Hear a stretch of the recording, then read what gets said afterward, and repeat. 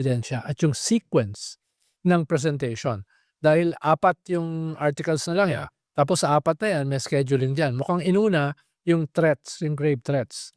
Tapos susunod yata yung bribery. Which something medyo mas mahina siya, as I would say. Yes and no. Tapos susunod yung Unexplained wealth, hindi, yung plunder confidential sa fund. confidential fund. Tapos yung pinakahuli, yung unexplained wealth.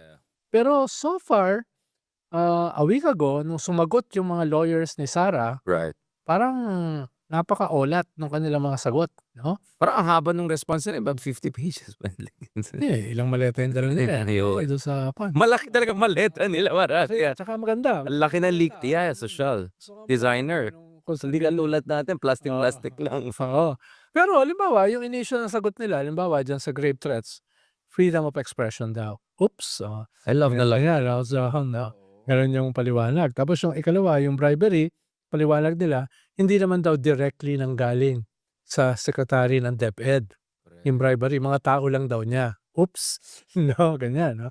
Tapos ikatlo, yung sa confidential fund, hindi daw credible si Madriaga. Na before, ay sinabi niya, hindi niya kilala at never pa niya na-meet. Right. Yung pala, kasama naman sa kanyang core. Right. No? Tapos yung evidence galing sa COA, evidence yun eh. Paano mo i-deny yun? Yeah. At pinakamahalaga, papatawag ng si Piatos.